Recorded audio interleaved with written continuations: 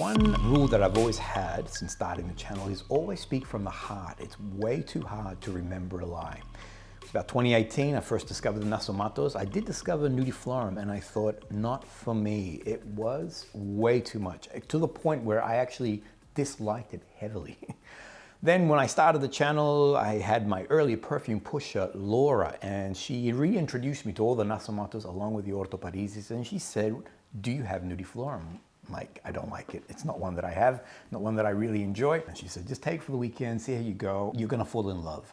Well, that weekend, if anything, I disliked it more and more. The more I'd spray, the more I'm thinking, what in the world is this? This is horrible.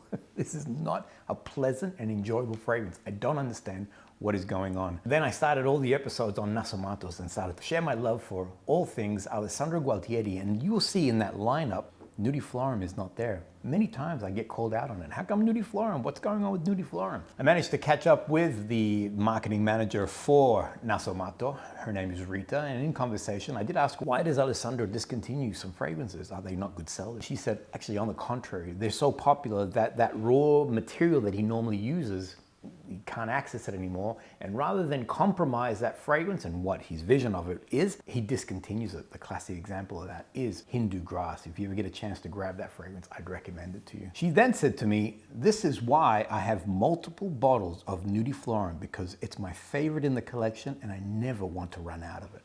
Again, I thought, what is wrong with me? Why can I not fall in love? Bop, sprayed again. I'm like, no, I do not like this fragrance. I do not like it at all. As a collector, I want to complete the collection.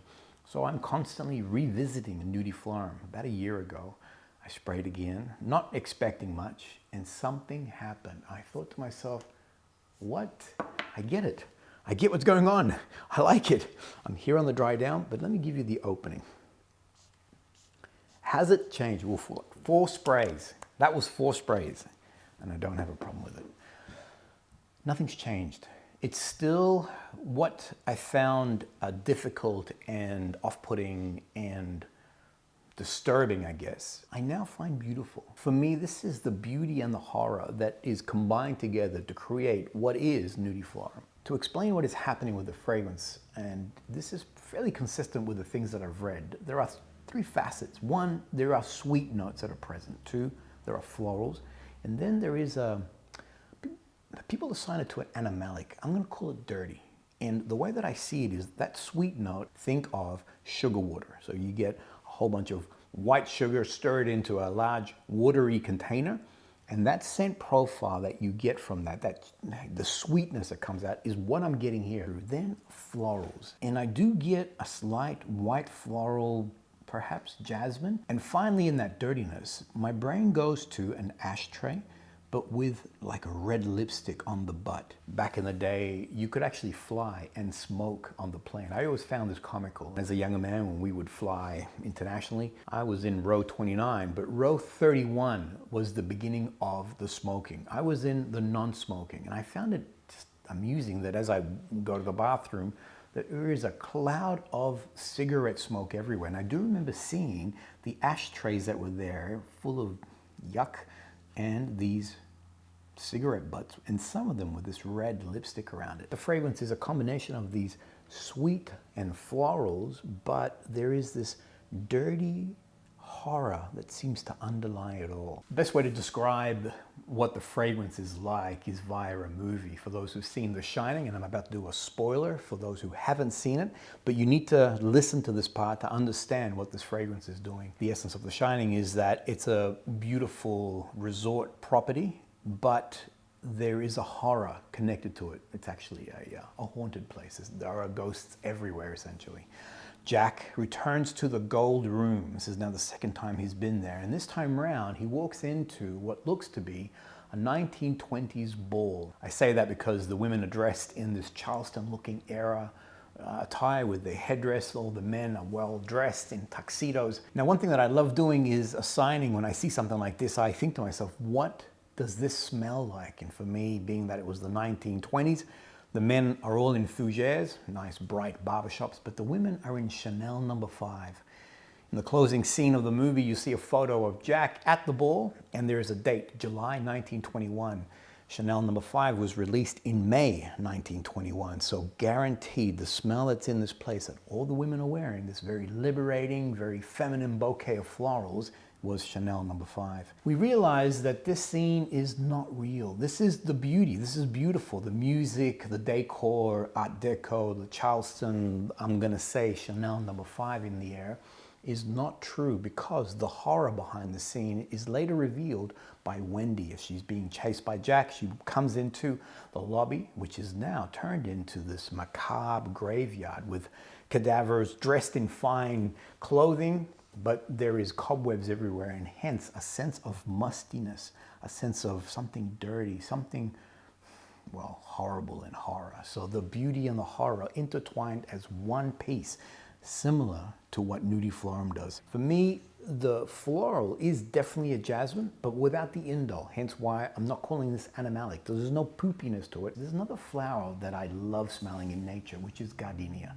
I've got a neighbor who has a massive hedge. Sandra is forever stealing, she's admitted it to the actual owner, stealing these flowers from the plant and putting them in our bedroom. When she does this, this one flower, this one gardenia, permeates our entire room. And what you get from that floral is a sweetness, the headiness of the white floral, but no animalic poopiness. There is a heaviness, there's a denseness to this white floral scent profile, and it does have a natural sweetness. And for me, this is what I get. For me, the sweetness is actually delivered by the flower, as opposed to, or maybe even like a sugary something, as I mentioned earlier, the white sugar with water, but not via a fruit.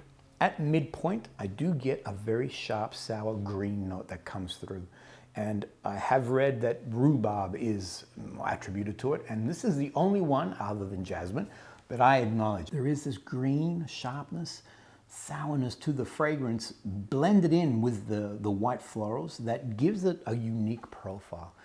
I go back to where I began, and that is, for me, this is a floral and feral fragrance. That there is an unruly, dirty, something that is the horror. The underlying toe of the fragrance is the horror that is in the actual fragrance. Then they live side by side. Both coexist at the same time. This beautiful floral, but intermingled with this dirty sassiness that's in there. The performance on the fragrance is spectacular, and this is probably another reason why I disliked it so heavily, because it just would not go away. No matter how much washing I would do, the fragrance almost like seeped into my skin. You're gonna get 10 plus hours, and I would even say 24. The days that I wear it, I can wake up in the morning, I'm smelling Nudiflorum on my skin. When it comes to its sillage and projection, it's a very confident moderate. People around you will detect the fragrance. I would leave it alone. Spray it. Don't be tempted to try and smell it. Let it do its thing. I've worn it many times. Sandra I'll say, what do you think of this? And she's like, oh, why are you wearing this? This is horrible. Then some days later, I'll be wearing the fragrance again. I'll say to Sandra, could you smell my fragrance? She's like, absolutely. It was everywhere. I'm like, what did you detect? Did you like it or not so much? And she's like, no, I liked it. There was a white floral, like a jasmine or something of that nature, but is it leather? There's a dirtiness, or there's a leathery touch. On me, as a man, it wears beautifully. And I think it's more a matter of things are not as they seem. You might get the white flowers, but there's something underlying in that. It's a great song by Lana Del Rey. I love her music. Here's this angelic looking woman and singing very dark, dark themes. The song is video games, and things are not as they seem in this song. It starts off with a death march, you know, this very sort of somber sound, and then all of a sudden you hear this harp coming through. For me, harp is always associated to love. I mean, the angels are playing harps. And yet the song is about this emotionally bankrupt relationship where the boy is obsessed with video games and being a boy, and yet she sees this as heaven on earth. She loves him with everything. It's you, it's always you. It's similar to here, that things are not as they seem. Is it a white floral fragrance? Yes. But is there a dirty undertow, a dark something that also lingers with this sophistication? Absolutely. I'm so happy that it's taken me this time, that I've been on a journey with Nudiflorum. I've always wanted to love it. the Nasomattos, I love them all lined up. This was always missing from that collection. I always felt that loss from it. The more I tried to love it, the more it repelled me. Until finally that, like I mentioned, that click, and boom, I'm there. And now those notes that first repelled me, now I adore them. There's a dark sophistication, there's something very elegant about the fragrance, and just like Rita, I too have a few spare bottles on the side in case, for whatever reason, Alessandro decides to stop this beauty and have it no more. It would be a loss. Thanks everyone, hope you enjoyed that. Love to hear your comments on all things Nudiflorum. We'll see you all on the next episode. Yeah.